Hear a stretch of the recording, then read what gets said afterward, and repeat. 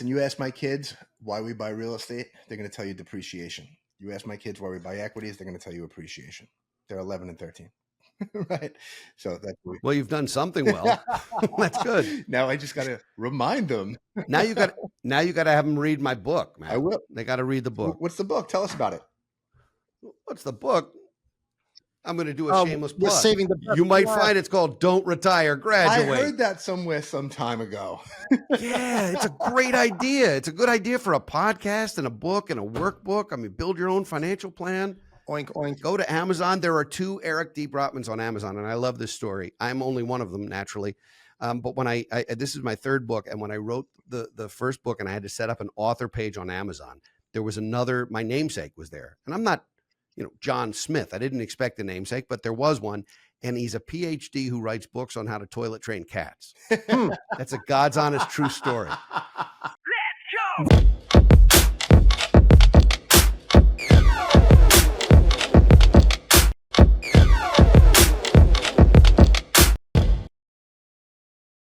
Hey, what's up, everybody? Welcome back to another episode of the Liquid Lunch Project. I am Matthew R. Meehan, alongside my partner, the Professor Luigi Rosabianca. What's on tap today, Lou?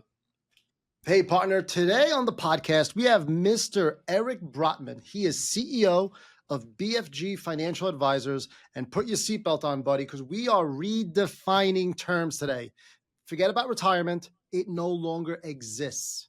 We are graduating. Eric, welcome to the podcast. Please tell our audience, which is replete with small to medium-sized business owners, so they are looking forward to finding out who BFG is. Thanks, Lou. BFG is a firm that I actually founded 22 years ago as a startup, bootstrapped like a lot of small business owners with one full-time and one part-time person, and have grown it into a wealth management and financial planning firm with clients in 37 states across the U.S., approaching $1 billion under management and growing careers and just having an amazing time trying to be different in a very crowded field. And I know we're going to talk about that, redefine some things, but that's who we are. We do financial planning. We do wealth management. We work with families. We do not do 401ks and employee benefits and other types of things that some folks do. And all of our advisors are certified financial planners. And so that way we know that we've got some quality control. 22 years. Wow, you've been around the block for a while. You've been through some of the worst bear markets the world's ever seen. Well, first of all, that's a hurtful thing to say, Matt. Secondly, I actually started my practice in 1994, and I was part of a different startup that launched March 29th of 2000, which, if you're a historian at all, was 4 days after the market peaked and Y2K burst. So I have seen Y2K in a very interesting startup model. I launched this firm in 2003, and it's grown, but naturally we went through 08, 09, which was brutal. We went through COVID, which at the end of the day was strangely good for our business. And we can talk about that. I know it hurt a lot of people, but for us, all it taught us is that we don't necessarily have to be in person all the time. It actually created unbelievable efficiencies for us, which, not that I'm celebrating the fact that some people lost their lives and lots of people were sick, but in terms of the fact that work changed on a dime at that point, it actually wound up being something we benefited from on some level. But yeah, we've seen it all, and we haven't seen it all yet because there's more coming. I don't know when. I'm not going to prognosticate, but that kind of stuff has to happen again. It's just a matter of what. So, COVID was an interesting play, right? It brought a lot of people into the stock market with new apps, and people just would think about Gen Z and the millennials that never really wanted to buy stocks before. Because they were at home, they had nothing to do. They started thinking about investing, learning how to trade, learning how to do things, and opening more retirement accounts, which probably brought a lot of questions to you at that time. It did and it didn't. What I can say, and I like to beat on millennials because they're easy targets, and I just enjoy that. But millennials did figure something out a long time ago, and it's not specific to this necessarily, but millennials figured out the side hustle, which made their financial lives much more resilient to some of the problems people face. The only ideal financial plan is one that works no matter what. Well, no matter what often does not include things like an extended period of unemployment, for example. Like it might be, we've protected against death or disability or inflation, or there's things that you can do. but unemployment's really tough. You need a war chest. And what millennials did, and they were the first that I know of to do it as a generation, was they all had side hustles. They all had that other gig, so that if they lost a job or if they said, this is just not the way I want to spend most of my day, I want to change, they didn't go immediately to zero income.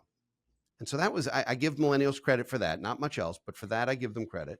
Gen Zs are a totally different animal, because Gen Zs want advice. They want to pay for advice. They don't want to be sold anything ever, but they want advice. Millennials sort of have that tail end of the Gen X. We want to do it our way, and it's our way or the highway. It was just, these were two very different highways. Well, do you think, and it's fascinating. well, let me ask you a question there, right? Do you think because the millennial generation was so brought up in the internet age, right? So I'm on the cusp of Gen Z and millennial, right? My wife doesn't want to get on the phone and talk to anybody about anything. She wants everything automated and through a chat, right? Now, my daughters, on the other hand, my daughter Ashley, my daughter Ella is probably more like my wife, but my daughter Ashley, who is Gen Z, well, she's a social butterfly. She wants to talk to people. She asks a lot of questions, right? Even though they have access and the knowledge how to use the internet and stuff that we didn't grow up with, that wasn't even around, right? They still want to combine both together. Every generation goes through these kinds of technological advancements, and it is speeding up. You know, the Gen Alphas who are coming up now are going to be part of the AI generation in a different way than, you know, and some of us will be hesitant to try it or baby step into it, and some people will embrace it. You know, I remember being a kid back in the 70s, and I had to program my father's VCR because he couldn't figure it out. It's no different today. It's different equipment, of course. Exactly. It was still a generational thing. You know, if I need something done, my daughter is in high school, and if I need something done, half the time I'm going to be like, how do you do this? And she's like, oh, just pop, pop, pop, pop, and it's done. It's like, what the? Because she was born with a phone in her hand. Yeah. In a certain way. I mean, not literally, but in a certain way. She doesn't know the world without that. I mean, Matt, I'm older than you, and I remember graduating from college before the internet and before email. So I have a totally different experience to what it was like to have to print a paper out and deliver it on time in person. Whereas now it's click a button and it goes, and it is very, very different. I think financial planning is something that financial planning is a little bit like exercise, a little bit about working out. Okay. In that all of us know how to do a lot of the things. There's nothing a financial advisor does that we can't all do for ourselves. Nothing. We're not neurosurgeons. You know, there's nothing we do that you can't do for yourself. But people don't do it for themselves, or if they do it either too timidly or too aggressively, or they've got blind spots, or they don't have enough time to really pay attention to it, or they're paying attention to it, but they don't really know what they don't know. And an accountability partner matters. So it's just like if you know how to do sit-ups and push-ups, that's great. But if you don't do them unless somebody says, all right, drop and give me 20, then you need the accountability partner. And I think a good financial advisor spends more time on the behavior and the psychology and the personal piece of this process than the math. The math can be done by a computer in 8 seconds. Eric, a portfolio can be built in 8 seconds.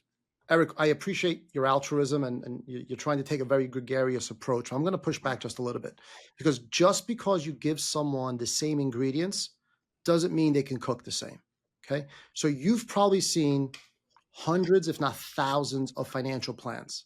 So it is impossible for that entrepreneur who is hyper-focused on HVAC or hyper-focused on plumbing or hyper-focused on manufacturing or whatever his or her expertise may be. It's impossible that they get one shot at wealth management and they do it themselves. It's idiotic. Well, to me, it doesn't make a ton of sense, but it's not, again, it's not something that requires a special set of inside baseball anymore. You know, in the 70s and 80s, you needed a stockbroker because the stockbroker was the only one who had access to information. Information was the secret sauce, and they made a lot of money selling that information. Well, the internet changed that. Now it went to everybody. Information is not a differentiator. There are apps, there are books, there are workbooks, there are plans. You can do a lot of this stuff yourself. If I sound altruistic, it's not because I'm trying to be Pollyanna here. I'm not trying to be naive, but I do think that there's a benefit to having good financial advice in the same way I think there's a benefit to having good tax advice and good legal advice. The difference is you and I could do our own financial plan and we could do our own tax returns. We can't write our own legal documents, although there are apps that will do that for you too. I think there's an incredible benefit to getting the knowledge and the wisdom that comes with the human touch. And I think it becomes priceless. So it's not that I don't think it's valuable. Obviously, I do it for a living and I do think it's valuable. But I think it's only valuable for somebody who's willing to embrace that they either need or want help or that they like having that accountability partner. Yeah, I can totally agree with you there. It's like being a tax strategist, right? You could be a tax strategist, and we work with a lot of them and we introduce them to a lot of CPAs. These tax strategists, what they're doing every single day is they are working on different strategies on how to mitigate taxes or defer them for later on, right? Your traditional CPA, all he's doing is worrying about his business, looking at his clients, and generally they're more reactive rather than proactive. So that's why you have to get a team involved. And that's what you and your company does, right? You bring in a whole team. So can you explain that to the audience a little bit? Yeah, no, we have 22 folks here now, including 10 financial advisors, and we look at ourselves as generalists. We are the primary care physician for folks financially. And that can be at a very simple financial planning for all, you just need some basics, or it can be at a higher private wealth or even ultra high net worth solution. So it depends where you are. But we will take those approaches. We will do all of the analysis. We'll start to build recommendations and we'll find all the specialists you need. Any firm that says they can do everything well is just plain wrong. You can't do everything well. You can be really great at a couple of things, and then you can be terrific at building relationships with people who really are experts in other things. But I defy you to find a financial advisor who's excellent at exit planning and real estate and investment management and insurance strategies and tax mitigation. It's a skill set that no human being and no real team of people can fully get. In my opinion, it makes sense to work with outside counsel that fits the need of the client. There are attorneys who can do an estate plan for $1,000. There are some that are $20,000. Well, what's the difference between the two? Usually it's complexity, it's time, it's whether there's tax mitigation or not. There's lots of reasons why you might have a more expensive or less expensive one. You can't send everybody to the same attorney.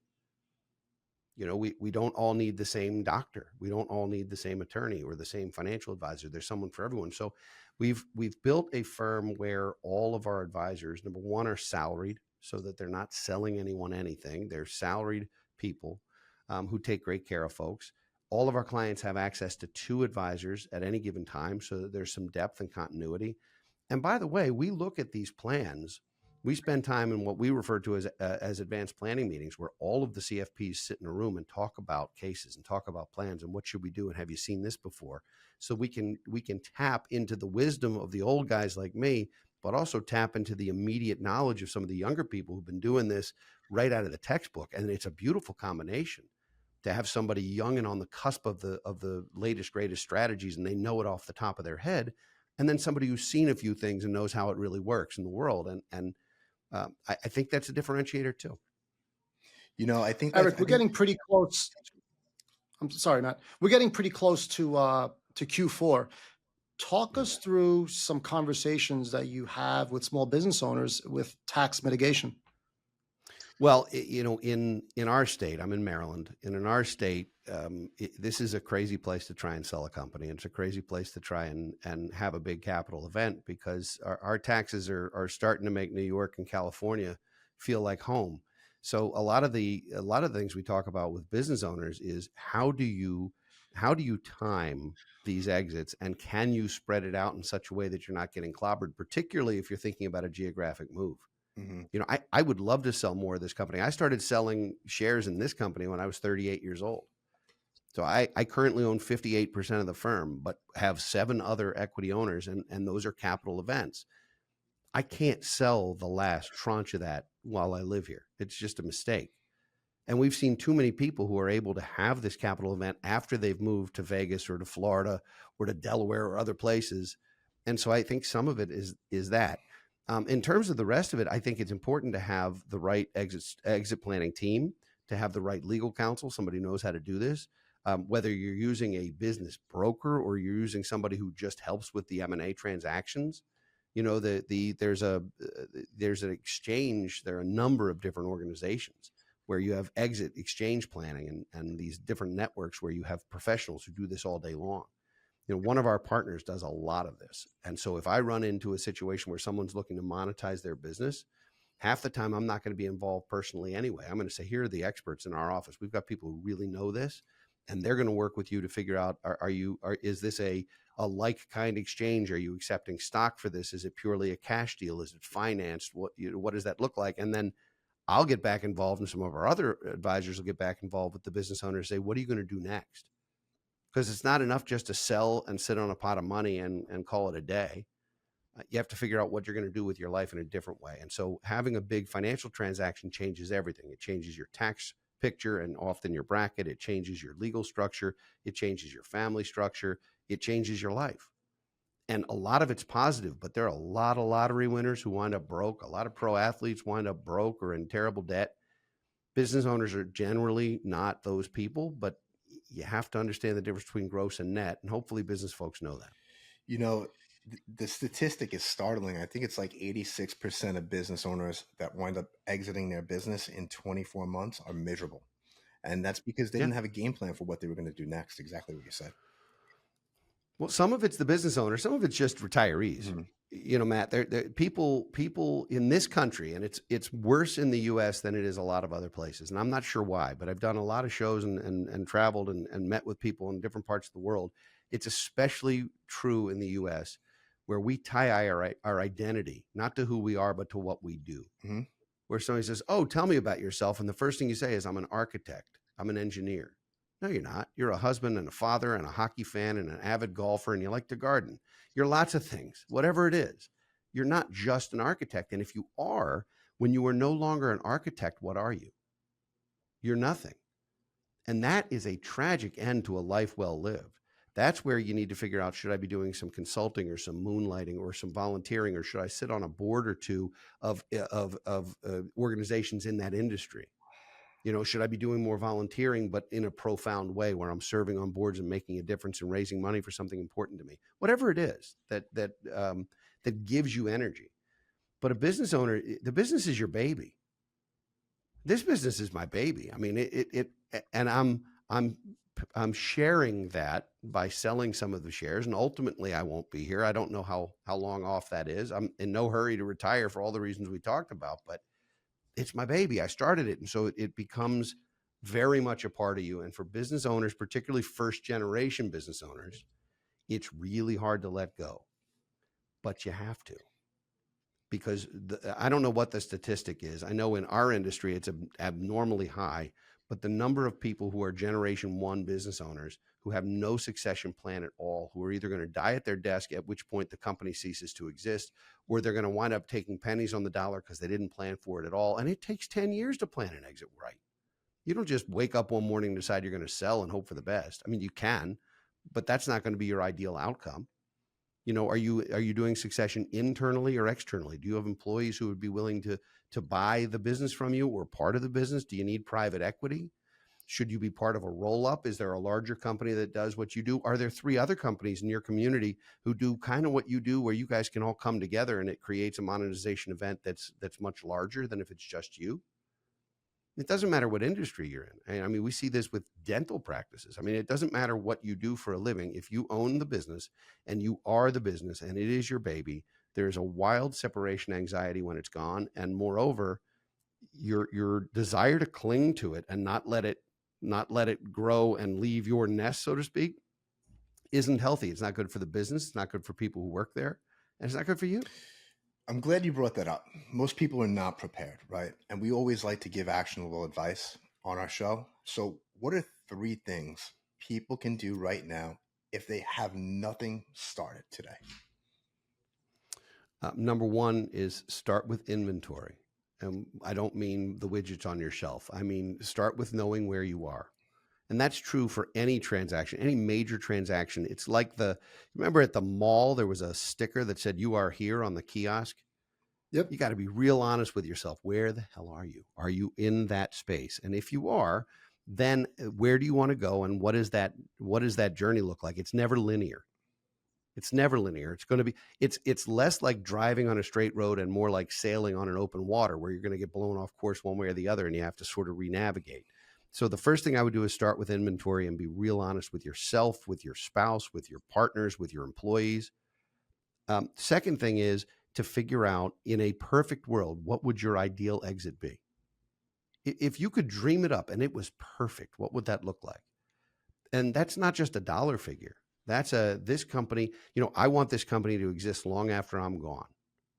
That's a dream of mine, that this will continue to exist and that people will still know BFG Financial Advisors after I'm A, retired, or B, deceased, or C, all of the above. And so what do you want it to look like? And then with your inventory, you also have your org chart. Do you have people on your team, managers, upper management, are there partners? Are there other people involved who would potentially be willing to take the risk to buy the company from you internally? A lot of times the answer is no. Entrepreneurs have a different appetite for risk than workers do most of the time. But I have done everything in my power to make this fully internal, even though private equity is waving cash at me like I'm, like a ticker tape parade. I would rather do it internally because my primary motive and objective here is to make sure that the company continues to exist, that the clients continue to be taken care of, that no employees get hurt in a transaction. I made a promise to a lot of people and I don't want to renege on that promise. And so for me, it's about internal. Now, some people can't do that. They don't have the right folks there, or they're running a business. They've got 14 employees, but absolutely none of them would be right to take it over and manage it. So then you have to use your network and your association. So once you've taken inventory, you know where you are, you have to look internally. And then if you have to start looking externally, it means putting together a dream team of advisors, even if it's exploratory. Talk to an attorney who does this and say, if we were to engage you, what is the process? What do we need to know? What do our books need to look like? A lot of business owners like to play games with their books, and I'm not suggesting it's against the law, but you run certain things through a company or you do different things, and that affects the P&L, it affects EBITDA, so if you're using your company like a piggy bank where you're just taking distributions when you need it because your kids need braces, you have to run the business like a business purely. And so you look at the external, you look at your networks, you look at the other people in your industry. Are there suitors? Is there a business similar in size to yours or maybe larger who would love to acquire your client base and would potentially acquire your employees? Now you have something that you've been able to broker without going out to a third-party private equity who's going to come in and usually devastate it and put in their own people or put in their own metrics. And it's not always the case, but a lot of times it is. And then your business doesn't really exist anymore. You've got a pile of cash and you used to be something. On LinkedIn, people say, I'm an architect. Sometimes it says retired and just says retired.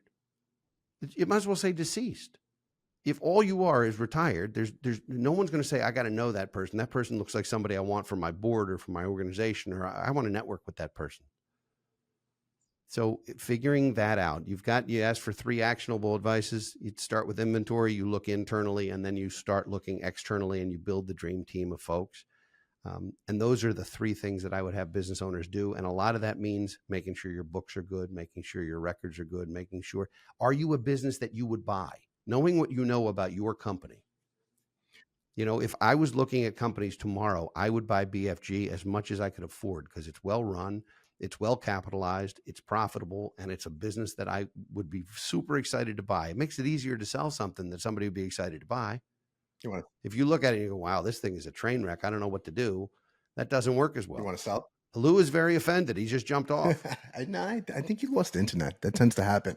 I agree with everything that you said. I think there's just one point that's very critical, right?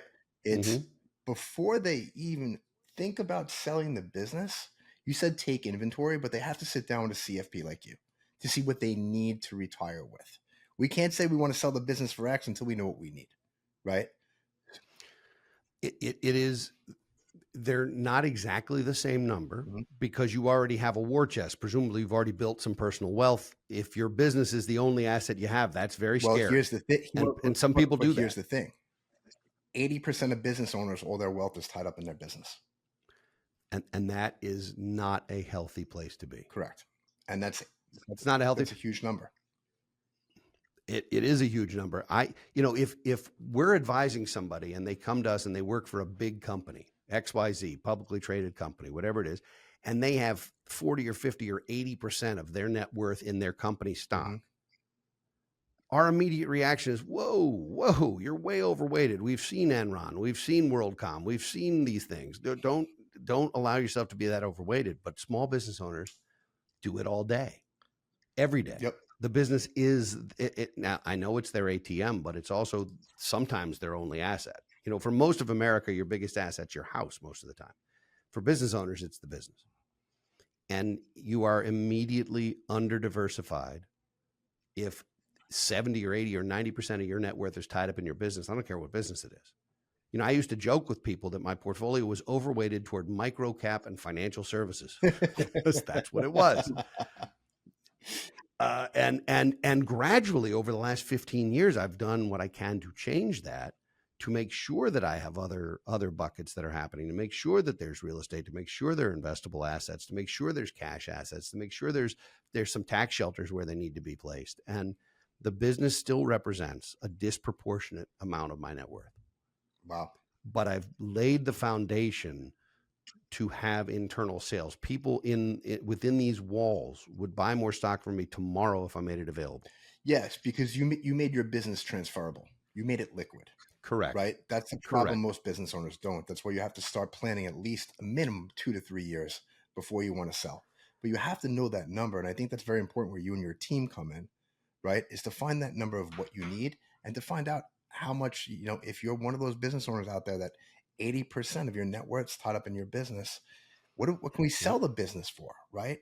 It's not, I want to sell my business for X because I think I need to retire. These numbers, they're all different for everybody else out there. You got to actually look at the data, right? Figure out the numbers and reverse engineer where you want to be so you can get the multiple or you can get the price you need to sell your business at. So you can, not retire, but graduate onto something. No, don't ever retire. It's bad for you. But graduate. I got to take my hat off to you and applaud you. Your firm, and since we've been speaking, you have more of a board of directors type model, right? Where everybody in your firm is hands-on. Not only that, they're not commission-based. They're all salary. Now, correct. Look, I've owned an investment bank. I've owned a broker-dealer. That is extremely rare. How did you make that decision? Yeah. No.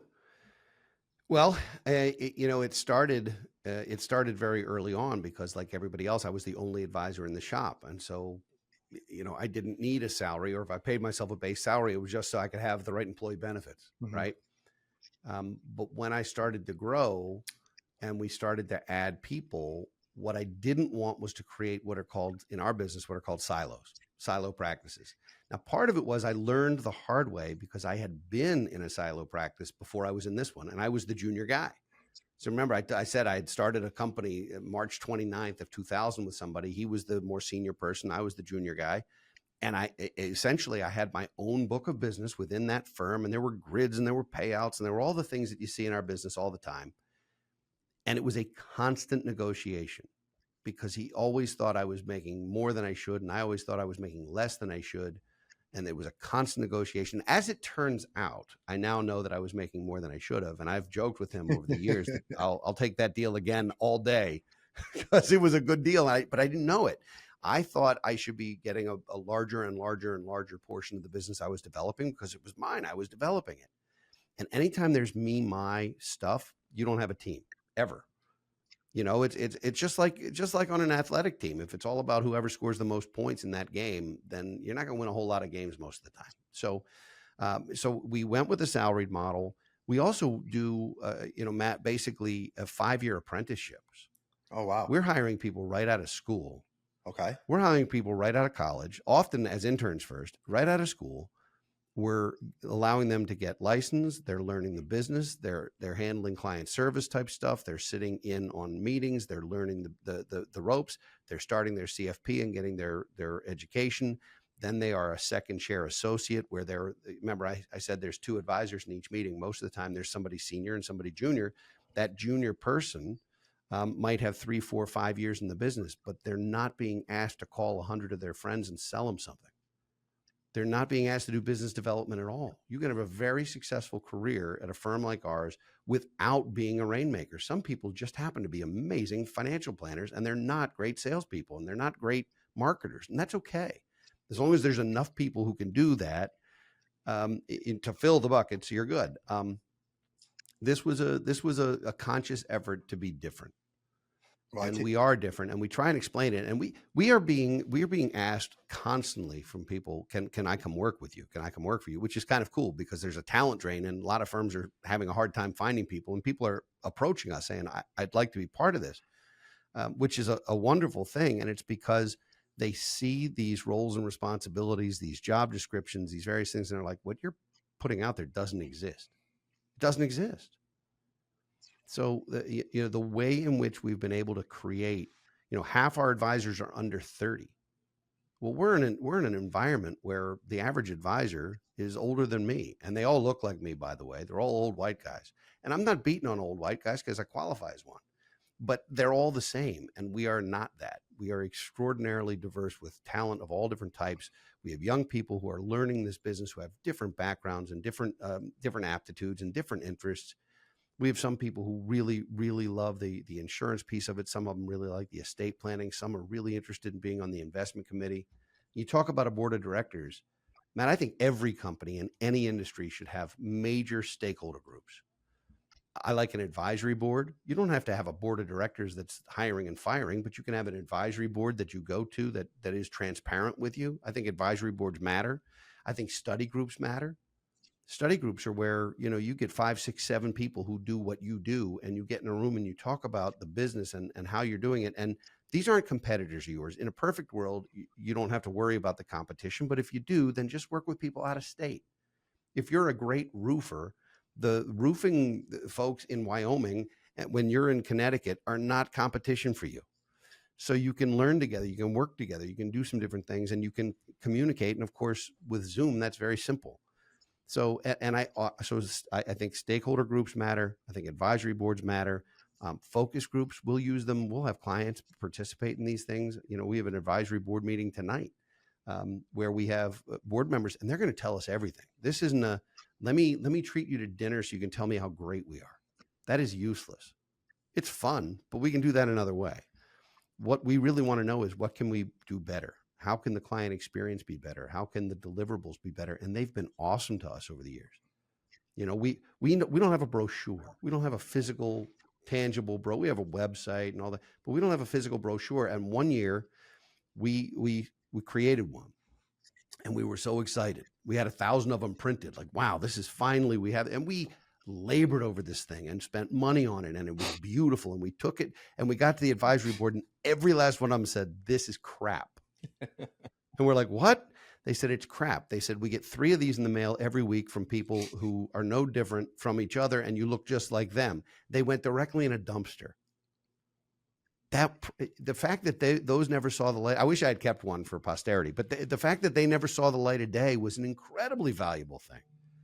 Yeah. We've talked to our clients about here's the economics, and we're thinking we may need to raise a fee here or there. And what do you think? And they've all said green light. That's no problem. We've had conversations about not only about marketing and business development, but about expansions. We've done 2 acquisitions. We're going to do a 3rd one, hopefully in 2026. What is the experience like? What is the experience like, when you acquire a firm out of state and your boots are on the ground, but maybe not all the time because you don't have an office presence there? How does it feel to be a client of that organization, and are they okay? And your clients, if you ask them, your clients, customers, whatever, ask them and give them permission to be brutally honest with you, and they will. And it's helpful. You can't learn from, hey, that's great, thanks a lot. I totally agree with you. Eric, thank you so much for being here. We want to be respectful of your time. Can you tell everybody where they can find your firm and you online if they want to get in touch? Yeah, I mean the firm's website is bfgfa.com. In fact, there it is. And there's lots of resources here, including if you see there's tabs for podcast and media. We have ebooks that are available in it's bfglibrary.com, and there's free ebooks, lots of downloadables, and hopefully lots of information that you can use to just get to know us and to get started. Thank you so much. One last question before I let you run. I'm going to put you on the spot. All right. Okay. Let's play. Oh, I love Let's that. play a little game. All right, let me sit up straight, man. I'm ready. Let's play a little game here. You can only invest in one. Horizon's 10 years. Is it the S&P 500, Bitcoin, or real estate? Only one.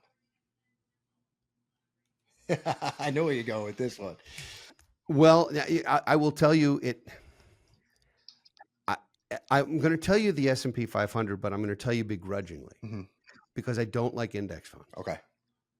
And I know that's strange. I like passive investing, but I don't like index funds. And the reason I don't like index funds is because right now the S&P 500, while it's made up of 500 stocks, 7 of them are dominating the whole thing, the Mag 7.